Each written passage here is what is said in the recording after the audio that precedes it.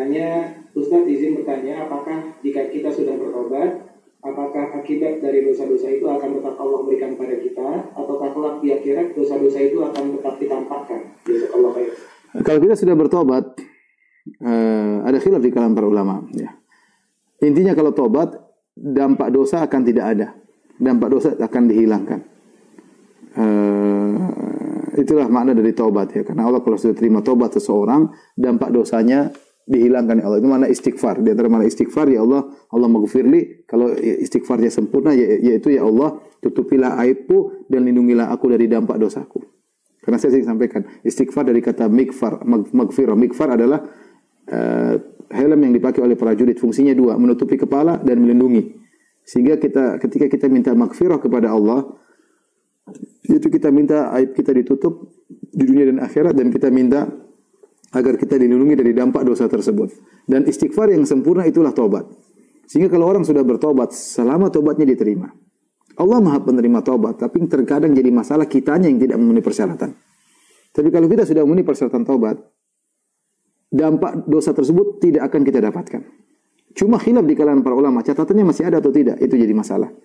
Sebelah mengatakan catatannya masih ada dan akan diperlihatkan, sebagian ulama mengatakan catatannya dihapuskan. Saya lebih cenderung bahwasanya catatannya pun dihapuskan. Karena Rasulullah SAW pernah berkata, "At-taibu minadz-dzam kama la dzamba lahu." Seorang yang bertobat dari dosa seperti orang tidak pernah berdosa. Kalau tidak pernah berdosa berarti catatannya juga hilang. Dan di antara nama Allah adalah Al-Afu. Al-Afu di antara maknanya adalah menghapus. Menghapus ya. Oleh karena kita berharap kalau kita sudah bertobat, ya maka kita tidak akan mendapatkan dampak dosa. Tetapi Ibn Taimiyah punya lafta, punya tambahan ilmu yang luar biasa saya baca di. Jadi mengatakan kalau seorang sudah bertobat, maka seperti tidak berdosa, diampuni semuanya, tetapi terkadang Allah kasih ujian. Contohnya Nabi Adam alaihissalam. Nabi Adam alaihissalam dia bersalah. Dan dia bertobat. Kata Allah, "Fataba alaihi." Allah ampuni dia. Tetapi Allah turunkan ke bumi sebagai ujian.